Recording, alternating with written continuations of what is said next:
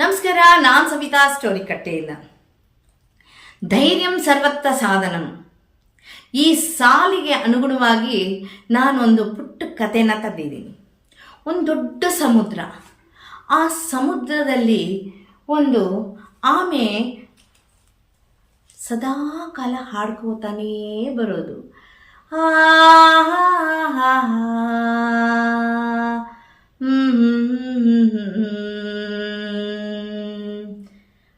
ಅದು ದಿವಸ ಕಡಲ ತೀರಕ್ಕೆ ಮೇಲ್ಗಡೆ ಹೋಗೋದು, ನೋಡೋದು ಎಲ್ಲ ಮಾಡ್ಕೊಂಡು ಸಂತೋಷವಾಗಿ ತಾನು ಕಡಲ ಪಾತಾಳದಕ್ಕೆ ಹೊಟ್ಟೋಗೋದು.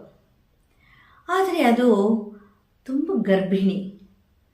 ಅದು ಒಂದು ದಿವಸ ಯೋಚನೆ ಮಾಡ್ತು, ಅರೆ ಏನು ಮಾಡೋದು, ನಾನು ಈ ಮೊಟ್ಟೆಗಳನ್ನೆಲ್ಲ ಇಡಬೇಕಲ್ಲ, ಎಲ್ಲಿ ಹೋಗಿಡ್ಲಿ ನಾನು ಅಂತ ಯೋಚನೆ ಮಾಡ್ತಾ ಮಾಡ್ತಾ ಅದು ಕಡಲ ತೀರದ ಹತ್ರ ಬಂದು ಕ್ಷೇಮವಾಗಿರುವಂಥ ಜಾಗ ನೋಡಿ ಅದು ತನ್ನ ಮೊಟ್ಟೆನ ಇಡಕ್ಕೆ ಒಂದು ಜಾಗ ಮಾಡ್ತು. ಮರಳೆಲ್ಲ ಕರ್ರ ಕರ್ರ ಕರ್ರ ಕರ್ರ ಕರ್ರ ಕರ್ರ ಕರ್ರ ಅಂತ ಬದಿ ಮಾಡಿ ತನ್ನ ಮೊಟ್ಟೆಗಳನ್ನ ಒಂದೊಂದೇ ಪಡಕ್ ಪಡಕ್ ಪಡಕ್ ಪಡಕ್ ಅಂತ ಇಡ್ತು. ಇಟ್ಟ ಮೇಲೆ ಹಾಗೆ ಹೋಗಲಿಲ್ಲ. ಅದು ಹೇಳ್ತು, ನೋಡಿ, ನೀವು ಮರಿಗಳಾಗಿ ಆಚೆ ಬಂದ ಮೇಲೆ ನೀವು ನನ್ನ ನೋಡಬೇಕು ಅಂತಂದರೆ ಅಲ್ಲಿ ಕಡಲ ತೀರಕ್ಕೆ ಬರಬೇಕು. ಆದರೆ ನೀವು ಚಂದ್ರನ ನೋಡ್ಕೋತಾ ಬನ್ನಿ, ಆಗ ನನ್ನ ದಾರಿ ಕಾಣುತ್ತೆ. ಅಲ್ಲಿ ಸಮುದ್ರದ ಅಲೆಗಳ ಶಬ್ದ ಕೇಳುತ್ತೆ, ಅಲ್ಲಿ ಕೆಳಗಡೆ ನಾ ಇರ್ತೀನಿ, ಆಯಿತಾ ಅಂತ ಹೇಳಿ ಆ ಮರಳನ್ನೆಲ್ಲ ಪರ ಪರ ಪರ ಪರ ಪರ ಅಂತ ಮುಚ್ಚಿಬಿಟ್ಟು ತಾನು ಸಮುದ್ರದ ಒಳಗಡೆ ಹೊಟ್ಟೋಯ್ತು. ಹೋದಾಗ ಏನಾಯಿತು, ಅಲ್ಲಿ ಸ್ವಲ್ಪ ದಿವಸದ ನಂತರ ಆ ಮೊಟ್ಟೆಗಳೆಲ್ಲ ಪೊಟ್ರಕು ಪೊಟ್ರಕು ಪೊಟ್ರಕು ಪೊಟ್ರಕು ಪೊಟ್ರಕು ಪೊಟ್ರಕು ಪೊಟ್ರಕು ಪೊಟ್ರಕು ಪೊಟ್ರಕು ಅಂತ ಆಚೆ ಬಂದು ತುಂಬ ಬಿಸಿಲಿನ ಜಳ. ಅಪ್ಪ, ನಮ್ಮ ಕಣ್ಣೇ ಕಾಣಿಸ್ತಾ ಇಲ್ಲ, ಹೇಗಪ್ಪ ಹೋಗೋದು ನಾವು, ಎಲ್ಲಪ್ಪ ಹೋಗೋದು? ಅಮ್ಮ ಎಲ್ಲಿದೆಯಮ್ಮ, ಅಮ್ಮ ಎಲ್ಲಿದೆಯಮ್ಮ?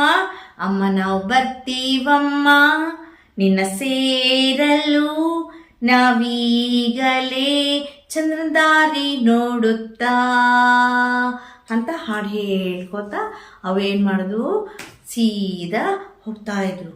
ಆದರೆ ಅಲ್ಲಿ ದಡ ದಡ ದಡ ದಡ ದಡ ದಡ ದಡ ಶಬ್ದ ಕೇಳಿಸ್ತು. ಓ, ಏನಪ್ಪ ಇದು, ಇಷ್ಟು ಜೋರಾಗಿ ಶಬ್ದ ಬರ್ತಾ ಇದೆ, ಅಯ್ಯೋ ನಾವು ತಪ್ಪು ದಾರಿ ಬಂದ್ಬಿಟ್ಟಿದ್ದೀವ ಅಂತ ಆಮೆಗಳು ನಿಧಾನಕ್ಕೆ ಹೋದ್ರೆ ಅಲ್ಲಿ ಏನು ಅಪ್ಪ ಏನೇನೋ ಶಬ್ದ.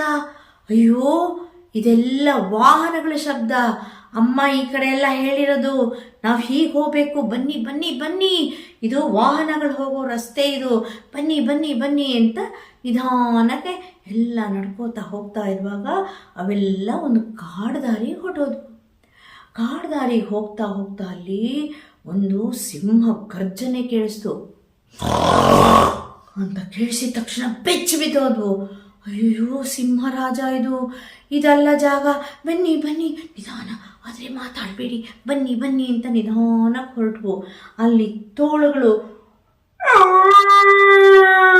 ಅಯ್ಯೋ ಇದೇನಪ್ಪ ತೋಳ ಶಬ್ದ ಬರ್ತಾ ಇದೆ, ಹೆಂಗಪ್ಪ ಇದು ನಾವು ಹೋಗೋದು, ಹೇಗಪ್ಪ ನಾವು ಅಮ್ಮನ್ನ ಮಾತಾಡ್ಸೋದು ಅಂತ ಯೋಚನೆ ಮಾಡ್ಕೊಂಡು ನಿಧಾನಕ್ಕೆ ಹಾಗೆ ಹೋಗ್ತಾ ಇರುವಾಗ ಪೊದೆಗಳಿಂದ ಬಸ್ ಅಂತ ಒಂದು ಹಾವು, ಬಸ್ ಅಂತ ಹಾವು ಅಂತ ಬಂತು. ಆಮೆಗಳಿಗೆ ಭಯ ಆಯಿತು.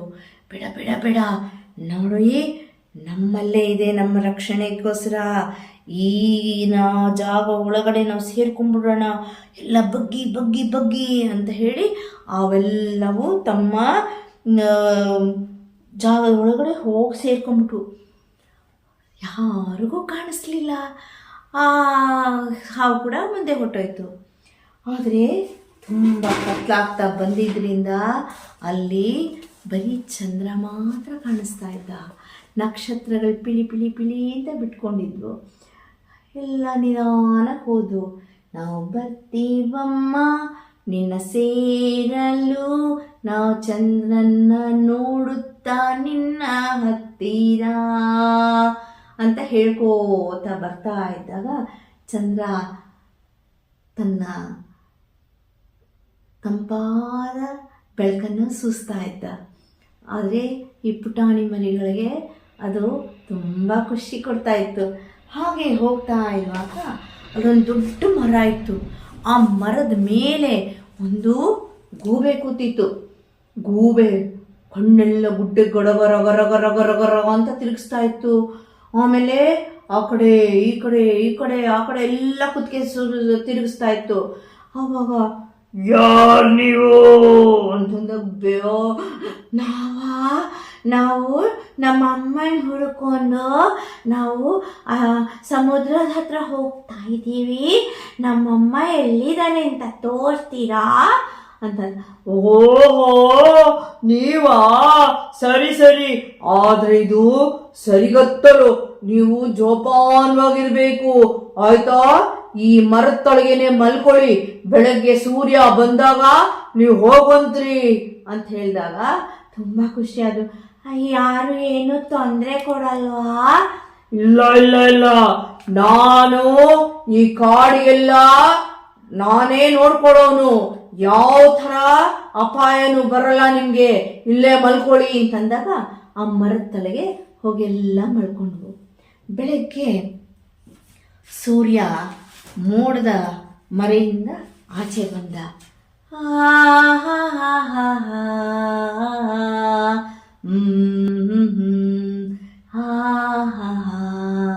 ನಗ್ತಾ ನಗ್ತಾ ನಗ್ತಾ ಆಚೆ ಬಂದ. ಚಿಲಿಪಿಲಿ ಹಕ್ಕಿಗಳು, ಗಿಳಿಗಳು ಅಂತ ಹಾರ್ತಾ ಇದ್ವು. ಕೋಗಿಲೆಗಳು ಅಂತ ಕೂಗ್ತಾ ಇದ್ವು. ಕಾಗೆಗಳು ಅಂತ ಕೂಗ್ತಾ ಇದ್ವು. ಸರಿ ಸರಿ, ಇದೇ ದಾರಿ, ಅಮ್ಮನೂ ಹಿಂಗೆ ಹೇಳಿದ್ದು, ನಡೀರಿ ಹೋಗೋಣ ಅಂತ ನಿಧಾನಕ್ಕೆ ಹೋಗ್ತಾ ಹೋಗ್ತಾ ಹೋಗ್ತಾ ಅಲ್ಲಿ ಸಮುದ್ರದ ಅಲೆಗಳು ಶಬ್ದ ಕೇಳಿಸ್ತು. ಇದೇ ಇದೇ ಇದೇ ಇದೇ ಸಮುದ್ರ, ಅಮ್ಮ ಇಲ್ಲೇ ಇರೋದು ಅಂತ ಹೇಳಿ ಎಲ್ಲ ಹೋಗ್ತಾ ಹೋಗ್ತಾ ಹೋಗ್ತಾ ಅಲ್ಲಿ ದೊಡ್ಡ ಸಮುದ್ರ ಕಾಣಿಸೋದು. ಅಪ್ಪ, ನಮ್ಮಮ್ಮ ಇಲ್ಲೇ ಇದ್ದಾಳೆ ಅಂತ ಹೇಳಿ ಒಂದೊಂದೇ ಪುಡುಕು ಪುಡುಕು ಪುಡುಕು ಪುಡುಕು ಪುಡುಕು ಪುಡುಕು ಅಂತ ಧುಮ್ಕಿದ್ವು. ಅಲ್ಲಿ ಧುಮ್ಕೊಂಡು ಹೋಗ್ತಾ ಇರುವಾಗ ಅಲ್ಲಿ ಒಬ್ಬ ದೊಡ್ಡ ಮೀನುಗಾರ ಬಂದ. ದಯ್ಯ ರೇ ದಯ್ಯ ರೇ ದಯ್ಯ ದಯ್ಯ ರೇ ದಯ್ಯ ದಯ್ಯ ರೇ ದಯ್ಯ ರೇ ದಯ್ಯ ದಯ್ಯ ರೇ ದಯ್ಯ ಅಂತ ಹೇಳ್ಕೋತ ಬರುವಾಗ ಅವನು ತಂದಿದ್ದ ದೊಡ್ಡ ಬಲೆನ ಸರ್ರತ ಬೀಸ್ತ. ಆ ಬೀಸಿದ ಬಲೆ ಒಳಗೆ ಈ ಪುಟಾಣಿ ಆಮೆಗಳು, ಪುಟಾಣಿ ಮೀನುಗಳು ಎಲ್ಲ ಸಿಕ್ಕಾಕೊಂಡ್ಬಿಟ್ವು. ಅಯ್ಯೋ, ಇನ್ನೇನು ಮಾಡೋದು ನಾವು, ಹೀಗೆ ಸಿಕ್ಕಾಕೊಂಡ್ಬಿಟ್ವಲ್ಲ ಅಂದಾಗ ಆ ಮೀನುಗಳು ಹೇಳಿದ್ವು, ನೋಡಿ ಒಂದು ಕೆಲಸ ಮಾಡೋಣ, ನಾವು ಯಾರು ಶಬ್ದ ಮಾಡಬೇಡ, ನಿಶ್ಶಬ್ದವಾಗಿ ನಾವು ಇರೋಣ. ಅವಾಗ ಆ ಮೀನುಗಾರ ಏನು ಮಾಡ್ತಾನೆ ಗೊತ್ತಾ, ನಮ್ಮನ್ನೆಲ್ಲ ತೊಗೊಂಡೋಗಿ ದಡಕ್ಕೆ ಹಾಕಿ ಆ ಬಲೆ ತೆಗಿತಾನೆ. ಆ ಬಲೆ ತೆಗ್ದಿದ ತಕ್ಷಣ ನಾವು ಗುಡುಗುಡು ಗುಡುಗುಡುಗುಡು ಅಂತ ನೀರೊಳಗೆ ಹೊಟ್ಟೋಗೋಣ ಅಂತ ಹೇಳು.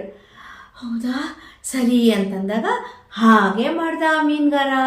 ಹೋಗಿದ್ದೆ, ಅದನ್ನೆಲ್ಲ ದಡಕ್ಕೆ ಹಾಕಿ ಆ ಮೀನುಗಾರ ಇದನ್ನೆಲ್ಲ ತೆಗ್ದ, ಬಲೆ ಬೀಸಿದ್ದನ್ನ ತೆಗ್ದಿದ ತಕ್ಷಣ ಈ ಮೀನುಗಳು ಆಮೆಗಳು ಎಲ್ಲ ಗುಡು ಗುಡು ಗುಡು ಗುಡು ಗುಡು ಗುಡು ಗುಡು ಗುಡು ಗುಡು ಗುಡು ಗುಡು ಗುಡು ಗುಡು ಅಂತ ಸಮುದ್ರದ ಒಳಗಡೆ ಹೊಟ್ಟೋದು. ಆದರೆ ಅಲ್ಲಿ ಹೋಗ್ತಾ ಇರುವಾಗ ಯೋಚನೆ ಮಾಡಿದ್ವು, ಅಯ್ಯಯ್ಯೋ ಎಲ್ಲಪ್ಪ ನಮ್ಮಮ್ಮನ ಹುಡ್ಕೋದು, ಇಷ್ಟು ಆಳ ಇದೆ ಅಂತಂದಾಗ ಅಲ್ಲಿ ಒಂದು ಅದ್ಭುತವಾದಂಥ ಮೀನು ಬಂತು. ಓ ಪುಟಾಣಿಗಳೇ, ಯಾರು ನೀವು ಅಂದಾಗ ನಿಧಾನಕ್ಕೆ ಹೇಳಿದು, ನಮ್ಮಮ್ಮ ಇಲ್ಲಿ ಹಾಡು ಹೇಳ್ತಾ ಇರ್ತಾರಲ್ಲ ಅವ್ರ ಮಕ್ಕಳು ನಾವು.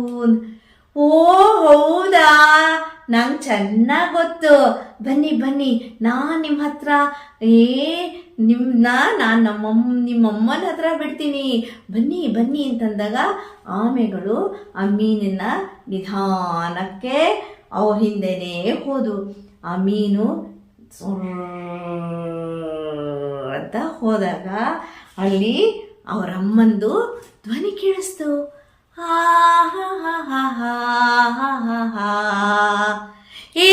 ಇದು ಅಮ್ಮಂದೇ, ಇದು ಅಮ್ಮನೇ ಹಾಡ್ತಾ ಇರೋದು, ಅಮ್ಮ ಹಾಡ್ತಾ ಇರೋದು ಅಂತ ಭಾರಿ ಖುಷಿ ಆಗೋಯ್ತು.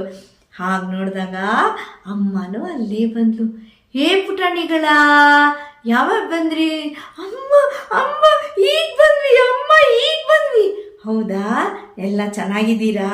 ಆಮೇಲೆ ಏನು ತೊಂದರೆ ಆಗಲಿಲ್ವಾ ನಿಮಗೆ ಅಂತಂದು. ಅಮ್ಮ ಇಲ್ಲ ಅಮ್ಮ, ನಮ್ಗೆ ತುಂಬ ಭಯ ಆಗೋಗಿತ್ತು, ಎಂತೆಂಥ ಕಷ್ಟಗಳನ್ನೆಲ್ಲ ಎದುರಿಸ್ಕೊಂಡ್ಬಂದ್ವಿ ಗೊತ್ತಾ ಅಮ್ಮ. ಹೌದಾ, ಆದರೆ ನಾನು ಏನು ಹೇಳಿದ್ದೆ ಅಮ್ಮ? ಹೌದು, ನೀ ಹೇಳಿದ್ದೆ ಅಲ್ವಾ, ಧೈರ್ಯವಾಗಿರಬೇಕು, ಏನು ಬಂದರೂ ಕಷ್ಟ ಬಂದರೂ ಅದನ್ನು ಸಾಧಿಸ್ಕೊಂಡು ಧೈರ್ಯವಾಗಿ ಮುನ್ನಡಿಬೇಕು ಅಂತ ಹೇಳಿದ್ದೆಲ್ಲ, ಹಾಗೆ ನಾವು ಮುನ್ನಡ್ಕೊಂಡು ಬಂದಿದ್ದೀವಮ್ಮ ಅಂತಂದಾಗ ನೋಡಿದ್ರಾ, ಧೈರ್ಯಂ ಸರ್ವತ್ರ ಸಾಧನಂ, ಧೈರ್ಯ ಇದ್ದರೆ ನಾವು ಏನು ಬೇಕಾದ್ರೂ ಸಾಧಿಸ್ಬೋದು ಅಂತ ಅದಕ್ಕೆ ನಿಮ್ಗೆ ಹೇಳಿದ್ದು ಅಂತ ಹೇಳಿ ಆಮೇಲೆ ಏನು ಮಾಡ್ತು, ತಾನು ಮಾಡಿದ್ದ ಅಡುಗೆನೆಲ್ಲ ಪುಟಾಣಿ ಮಕ್ಕಳಿಗೆ ಪುಟಕ್ ಪುಟಕ್ ಪುಟಕ್ ಪುಟಕ್ ಪುಟಕ್ ಅಂತ ತಿನ್ನಿಸ್ತು. ಅಂತ ಎಲ್ಲ ತಿಂದ ಮೇಲೆ ತುಂಬ ಸುಸ್ತಾಗೋಯ್ತು ಪ್ರಯಾಣ ಮಾಡಿ. ಅಮ್ಮ ನಿದ್ದೆ ಬರ್ತಾ ಇದೆಯಮ್ಮ ಅಂತಂದಾಗ ಅಮ್ಮ ಏನು ಮಾಡಿದ್ಲು, ತನ್ನ ಮಡ್ಲಲ್ಲಿ ಹಾಕ್ಕೊಂಡು ಅವಕ್ಕೆಲ್ಲವಕ್ಕೂ ಒಂದು ಪುಟಾಣಿ ಲಾಲಿ ಜೋಗಳ ಹಾಡಿದ್ಲು. ಲಾ